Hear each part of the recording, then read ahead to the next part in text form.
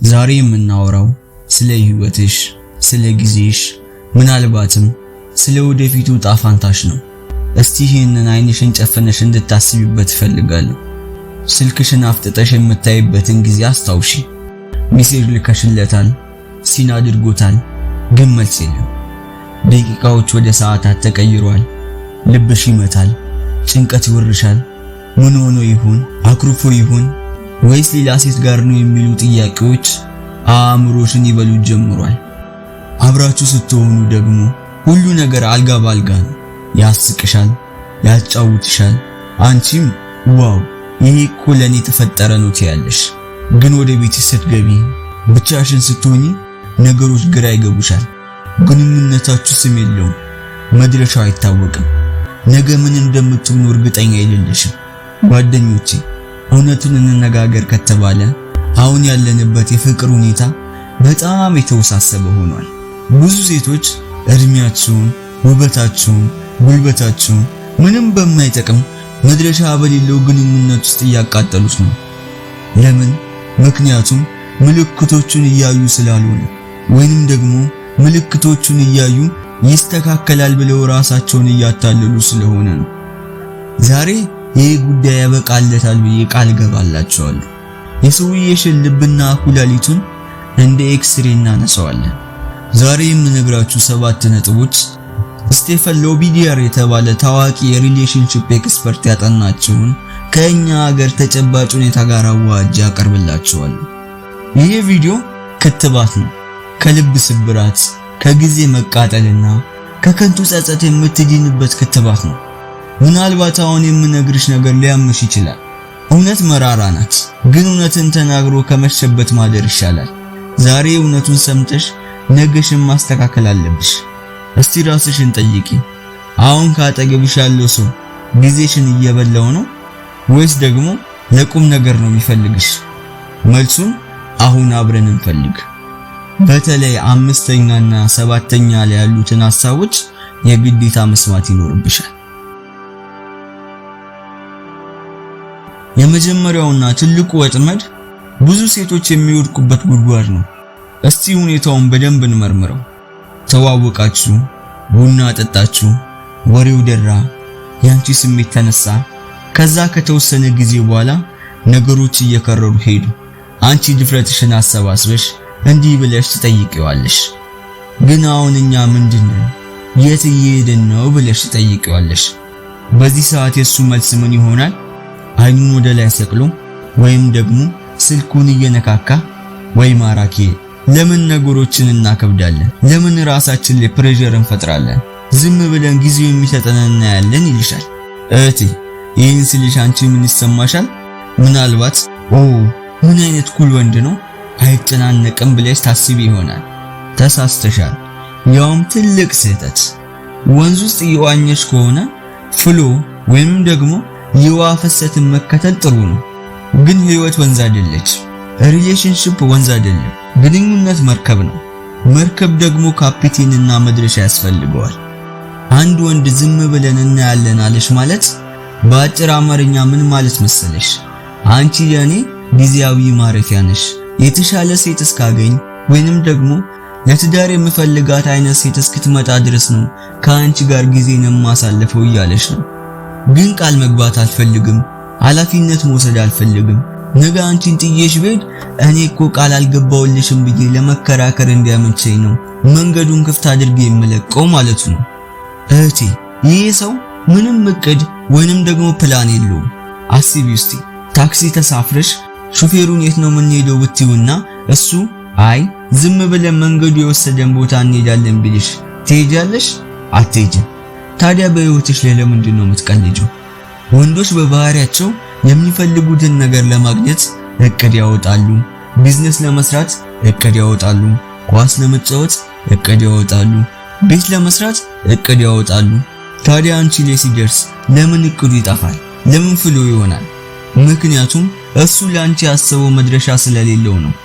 ልብ በይ፣ ራዕይ የሌለው ወንድ መጻኢ ጊዜ የለውም። ዝም ብለን እናያለን ካለሽ እባክሽን ፍሎ አድርገሽ ከህይወት ውጪ። ጊዜሽ እየሮጠ ነው። ባቡሩ እየሄደ ነው። መድረሻ በሌለ ታክሲ ውስጥ ተቀምጠሽ እድሜሽን አትጨርሽ፣ ዋጋ ትከፍይበታለሽ። ሁለተኛው ምልክት የሀገራችን ወንዶች ብሔራዊ መዝሙር የሆነው ቢዚ ነኝ የሚለው ቃል ነው። እስቲ ልጠይቅሽ፣ ሰውየው ማን ነው? የኢትዮጵያ ጠቅላይ ሚኒስትር ወይስ ደግሞ የዓለም ባንክ ፕሬዝዳንት? እመኚኝ፣ ማንም ወንድ ለሚወዳት ሴት የሚሆን አንድ ደቂቃ ማጣት እስኪችል ድረስ ቢዚ ሊሆን አይችልም። አዎ ወንዶች ስራ ይወዳሉ። አዎ ኑሮ ከባድ ነው። ሁሉም ሰው ይሮጣል። ግን እውነታው ምን መሰለሽ? ሰዎች ቅድሚያ ለሚሰጡት ነገር ጊዜ ይፈጥራሉ። እስቲ ራሱ ሰውዬሽን ተመልከች። ቢዚ ነኝ መገናኘት አንችልም ብሎሽ ቀጠሮውን የሰረዘው ሰው ማታ ላይ ለሰዓታት ኦንላይን ላይ ታየዋለሽ። ታዲያ ለቲክቶክ ለኳስ የሚሆን ጊዜ ካለው ላንቺ የሚሆን ጊዜ እንዴት ጠፋ? ይሄ ቢዚ ነኝ የሚለው ነገር ሰበብ ነው። ትርጉሙም ስራ ይበልጥብኛል ሳይሆን ካንቺ ጋር ጊዜ ከማሳለፍ ይልቅ ሌላ ነገር ማድረግ ይሻለኛል ማለቱ ነው። አንድ ወንድ አንቺን ከልቡ ከፈለገሽ ዓለም ቢገለበጥ፣ ጦርነት ቢነሳ፣ ጎርፍ ቢመጣ እንኳን መንገድ ፈልጎ ያናግርሻል። ሽንት ቤት እንኳን ሄዶ ቢሆን የ2 ደቂቃ እረፍት ሲያገኝ ናፍቀሽኛል፣ እንዴት ዋልሽ ብሎ ቴክስት ያደርግልሻል። ወንዶች በተፈጥሯቸው አዳኞች ናቸው። የሚፈልጉትን ለማግኘት ተራራ ይወጣሉ፣ ባህር ያቋርጣሉ። አንቺን ለማግኘት አንቺን ለማናገር እንቅፋት እየፈጠረበት ያለው ነገር ስራው ሳይሆን ፍላጎቱ ነው። ስለዚህ እህቴ አንድ ሰው በሳምንት ውስጥ ለአንድ ቀን ወይንም ደግሞ በቀን ውስጥ ለ10 ደቂቃ ለአንቺ ጊዜ መስጠት ካቃተው እሱ ስራ የበዛበት ሰው ሳይሆን አንቺ ለሱ ቦታ የሌለሽ ሴት ስለሆንሽ ነው። ቢዚ ነኝ እያለ በስልክ ብቻ እያናገረሽ በአካል ለመገናኘት ፈቃደኛ ካልሆነ፣ ሁሌም ቀጠሮ የሚያስይዘው እሱ በተመቸው ሰዓት ብቻ ከሆነ አንቺ አማራጩ እንጂ ፕራዮሪቲው ቅድሚያ የምትሰጪ አይደለሽም። ይህን ንቀት በፍጹም አትቀበይ። ጊዜሽን ለሚያከብርሽ ሰው ብቻ ስጪ። ሶስተኛው ነጥብ ነገሩ ትንሽ ስሜታዊ ያደርጋል። ይህ ነጥብ ጋዝ ላይቲንግ ወይንም ደግሞ ማታለል የሚሰራበት ቦታ ነው። ወንዶች ያውቃሉ ሴቶች በጆሮአቸው እንደሚወድቁ። ስለዚህ ምን ያደርጋሉ? መስማት የምትፈልጊውን ነገር ሁሉ ይነግሩሻል። አንቺ እኮ ልዩ ነሽ፣ እኔ ማግባት የምፈልገው እንደ አንቺ አይነት ሴት ነው፣ ልጆቻችን እኮ አንቺን ቢመስሉ ደስ ይለኛል፣ የወደፊት ሚስት እያለ ይጠራሻል። አንቺ ደግሞ በህልም ዓለም ውስጥ መብረር ትጀምሪያለሽ። ሰርግሽን ታስቢያለሽ፣ የልጅሽን ስም ታወጫለሽ። ግን ቆይ እህቴ ተረጋጊ። ቃላቶች ጣፋጭ ናቸው፣ ግን ተግባሩስ? እስቲ ተግባሩን እንፈትሽው። እሱ ወድሻለሁ ይላል፣ ግን ታምኖልሽ አያውቅም። እሱ ሚስቴ ይልሻል፣ ግን ከጓደኞቹ ጋር አያስተዋውቅሽም። አብረን እኮ ብዙ እንሰራለን ይልሻል፣ ግን ዛሬ ስልክሽን አይመልስልሽም። ይሄ ሰው ተግባሩና ንግግሩ ሰማይና ምድር ናቸው። እንደ ፍቅረኛው ያደርግሻል፣ ያቅፍሻል፣ ይስምሻል፣ አብራችሁ ትተኛላችሁ።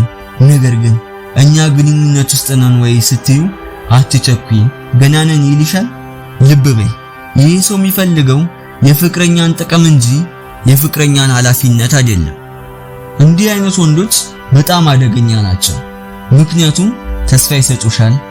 ዛሬ ባደረገው ነገር ተናደሽ ልትተይው ስትነሺ ነገ መጥቶ አንድ ጣፋጭ ቃል ይወረውርና ልብሽን ያቀልጠዋል። አንቺም እወደዋለሁ እኮ ይስተካከላል ትያለሽ፣ ግን አይስተካከልም። አንድ ሰው እወድሻለሁ እያለሽ በተግባር ካላሳየሽ እሱ ሰው እየዋሸሽ ነው። ፍቅር በተግባር የሚገለጽ ነገር ነው። መውደድ ማለት መጠየቅ ነው። መውደድ ማለት ጊዜን መስጠት ነው። መውደድ ማለት መከባበር ነው። አንድ ምሳሌ ልስጥሽ። አንድ ሰው በጣም ርቦኛል እያለ ከፊቱ የቀረበውን ምግብ ባይበላ ታምኚዋለሽ? አታምኚውም አይደል? ልክ እንደዛው እወድሻለሁ እያለ ጊዜውን፣ ጉልበቱን፣ ትኩረቱን ካልሰጠሽ ቃሉን አትመኙ፣ ተግባሩን እመኝ። ቃላት ርካሽ ናቸው፣ ተግባር ግን ውድ ነው። ሁሌም የተግባር ሰው ሁኚ። ጆሮሽን ዝጊና ዓይንሽን ክፈች። ያ ሰው ላንቺ ምን እያደረገልሽ ነው? ያ ነው እውነቱ። አራተኛ ቀጠሮ የሚሰርዝ ከሆነ። ቀጠሮ መሰረዝ ማለት ቃልን አለመጠበቅ ነው። ይሄኛው በጣም ያናድዳል። በጉጉት ተዘጋጅተሽ ልብስሽን ቀይረሽ ሜካፕሽን ተቀብተሽ ልክ ልትወጪ ስትይ ስልኩ ይጠራና አይዞሽ ማራኪ ዛሬ ድንገት ስራ መጣብኝ ሌላ ጊዜ እናድርገው ይልሻል። ይሄ ነገር አንዴ ወይም ሁለቴ ከሆነ ችግር የለውም አጋጣሚ ነው። ነገር ግን ይህ ነገር በተደጋጋሚ የሚፈጠር ከሆነ እሱ አንቺን እንደ ሰው እያከበረሽ አይደለም፣ ጊዜሽን እየናቀ ነው። ከዛ የባሰው ነገር ደግሞ እደውልልሻለሁ እያለ ይጠፋብሻል።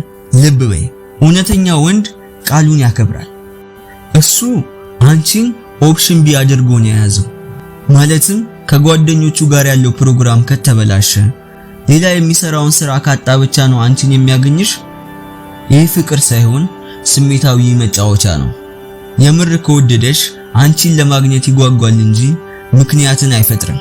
ቀጠሮ የሚያከብር ወንድ አንቺን ያከብርሻል። ቀጠሮሽን የሚያፈርስ ወንድ ስሜትሽን እየጎዳው ነው። ከእንግዲህ ከእንደዚህ አይነት ሰው ራቂ እህቴ፣ አብልጪ። አምስተኛውና በጣም አደገኛው ምልክት ቤት እንሁን የሚለው ነው። ይህ ወንድ ለቀጠሮ ውጪ ወጥቶ ቡና ወይም ደግሞ እራት መጋበዝ አይወድም። ሁሌ ቤት እንሁን፣ ፊልም እንይ፣ ቺል እናድርግ ነው ምርጫው። እስቲ ራስሽን ጠይቂ፣ ለምንድን ነው በአደባባይ አብሮሽ መታየት የማይፈልገው? ለዚህ ሁለት ምክንያቶች ሊኖሩ ይችላሉ። አንደኛ ያንቺ ገንዘብ ማውጣትና መልፋት አይፈልግም። ሁለተኛው ይሄኛው ትንሽ የከፋ ነው። ሌሎች ሴቶች እንዲያዩት ወይም ደግሞ ካንቺ የሚደብቀው ሚስጥር ሊኖረው ይችላል። እስቲ አስቢ፣ ይሄ ሰው ፍቅረኛሽ ነው ወይስ ደግሞ የቤት ዕቃ? ይሄ ሰው ሁሌ ቤት እንገናኝ የሚልሽ ሪሌሽንሺፑን ፈልጎ ሳይሆን ጊዜ ማሳለፊያ እንድትሆኚ ብቻ ነው የሚፈልገው። እውነተኛ ግንኙነት ውጪ መውጣት፣ መዝናናት፣ ትዝታ መፍጠርን ይፈልጋል። አራት ግድግዳ ውስጥ ተቀምጦ ፊልም ባየት ብቻ ከሆነ አንቺ ለሱ የኔትፍሊክስ ያህል ዋጋ ነው ያለሽ። እሱ ምቾቱን ነው የሚፈልገው እንጂ የአንቺን ደስታ አይደለም። ዛሬ ውጪ እንውጣ ስትዩ ፊቱ የሚቀያየር ከሆነ ቶሎ ብለሽ ጫማሽን አድርገሽ አንቺ ብቻሽን ውጪ፣ አፍጥኚውቲ። ስድስተኛ ግልጽ የሆነ መጠሪያ ወይንም ደግሞ ሌብል አለመስጠቱ ነው። ከሱ ጋር ስንት ጊዜ ሆነሽ? 3 ወር? 6 ወር? 1 ዓመት? ሰዎች ይሄ ልጅ ምንሽ ነው ብለው ሲጠይቁሽ ምን ብለሽ ነው የምትመልሹ? ጓደኛዬ ነው ትያቸዋለሽ ወይስ ደግሞ ዝም ብለሽ ትስቂያለሽ? እሱም ቢሆን ለሰዎች ሲያስተዋውቅሽ ጓደኛዬ ናት ወይም ደግሞ በስምሽ ብቻ ነው የሚጠራሽ። ይህ ከሆነ እዚህ ጋር ትልቅ ችግር አለ ማለት ነው። ወንድ ልጅ አንዲትን ሴት ከመረጠ ለቁም ነገር ከፈለጋት ክልሉን ያስከብራል። ይቺ የኔ ሴት ናት ብሎ ለዓለም ማወጅ ይፈልጋል። ነገር ግን እኛ ገና እየተጠናናን ነው እያለሽ ዓመታትን ከፈጀ እሱ ጊዜ እየገዛ ነው። ምርጫዎቹን ክፍት አድርጎ ሁሉም ነገር እየቃኘ ነው። ምናልባትም ሌላ የተሻለች ሴት እስክትመጣ እየጠበቀ ነው። ስም የሌለው ግንኙነት ልክ ኮንትራት እንደሌለው ስራ ነው። በማንኛውም ሰዓት ልትባረሪ ትችያለሽ፣ መብትም የለሽም። ስለዚህ ጠይቂው፣ እኛ ምንድነን? መዳረሻችን ምንድነው ብለሽ ራሱን ጠይቂው። የሱ መልስ ወይ አሁን ለምንድነው የምንጨናነቀው ካለሽ እህቴ መልሱን አግኝተሻል። በጊዜ አምልጪ። ሰባተኛውና የመጨረሻው ምልክት ያንቺ ውስጣዊ ስሜት ወይም ደግሞ ኢንቱዊሽን የምንለው ነው። ሴቶችዬ እግዚአብሔር ለሰው ልጆች ሁሉ የሰጠ ትልቅ ስጦታ አለው። እሱም ውስጣዊ ድምጽ የምንለው ነው። ብዙ ጊዜ የሆነ ነገር ልክ እንዳልሆነ ይሰማሻል አይደል? ሆድሽ ይሄ ነገር ትክክል አይደለም ይልሻል አይደል? ግን አንቺ ምን ታደርጊያለሽ? ያንን ድምጽ ዝም ታስቢዋለሽ። ለምን? ምክንያቱም መውደድ ስለምትፈልጊ፣ ብቻሽን መሆን ስለሚደብርሽ፣ ወይም ደግሞ ይለወጣል ብለሽ ከንቱ ተስፋ ስለምታደርጊ ነው። ግን እመኚኝ እህቴ፣ ውስጥሽ የሚነግርሽ ነገር ካለ እሱ ነው እውነቱ። ራስሽን አትዋሽ። በግንኙነት ውስጥ ሰላም ካልተሰማሽ፣ ሁሌም የምትጨናነቂ ከሆነ፣ ሁሌም ለምን ስልክ አልደወለም፣ ለምን ዘገየ ብለሽ የምትጠራጠሪ ከሆነ ያ ሰው ትክክለኛ ሰው አይደለም። ትክክለኛው ሰው ሰላም የሚሰጥሽ እንጂ ጭንቀትን የሚፈጥርብሽ አይደለም። ትክክለኛው ሰው በራስ መተማመን የሚሰጥሽ እንጂ ጥርጣሬ ውስጥ የሚከትሽ አይደለም። ስለዚህ ሁሌም ቢሆን የውስጥሽን ድምጽ አድምጪ።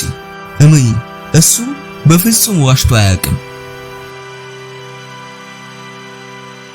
እስካሁን ያወራናቸውን ነገሮች ለማጠቃለል ያክል ግንኙነት የሁለት ሰዎች ጥምረት ነው። ጊቭ ኤንድ ቴክ መሆን አለበት። ሁሌም አንቺ የምትደውይ ከሆነ፣ አንቺ ብቻ እሱን ለማግኘት የምትጓጊ ከሆነ፣ ሁሉም ነገር በእሱ ፍላጎት፣ በእሱ ጊዜና በእሱ ብቻ የሚወሰን ከሆነ ይሄ ፍቅር ሊሆን አይችልም። ይሄ ጥገኝነት ነው የምንለው። እሱ ለአንቺ የማይመች ከሆነ ምናልባት ለሌላ ሰው እየተመቻቸ ሊሆን ይችላል። ራስሽን አክብሪ። አንቺ እኮ ንግስት ነሽ። ንግስት ደግሞ የንጉስ እንጂ የባል አባት ጊዜ ማሳለፊያ አትሆንም። እነዚህን 7 ምልክቶች እሱ ላይ ካየሽ ይስተካከላል ብለሽ ተስፋ ታድርጊ። ጠይቂው፣ ግንኙነታችን ወዴት እየሄደ ነው ብለሽ ፊት ለፊት አፋጭው። ከተሽኮረመመ፣ ግልጽ ካልሆነ ቦርሳሽን ያዢና አምልጪ። በሩን ዝጊበት። ያንቺን ዋጋ የሚያውቅ፣ አንቺን የሚያከብር፣ ጊዜውን ላንቺ የሚሰጥ ሰው ይመጣል። ነገር ግን የተሳሳተውን ሰው እስካለቀቅሽ ድረስ ትክክለኛው ሰው ወደ ህይወትሽ መግባት አይችልም። እህቴ፣ ጊዜሽ ውድ ነው። ለሚገባው ሰው ብቻ መስጠት አለብሽ። ይህን ቪዲዮ ለምትወጃቸው ጓደኞችሽ ሼር አድርጊላቸው። ምናልባት የእነሱን ህይወት ትቀይር ይሆናል። በሚቀጥለው ቪዲዮ እስከምንገናኝ ድረስ ራስሽን ጠብቂ፣ ጊዜሽን አክብሪ። ባይ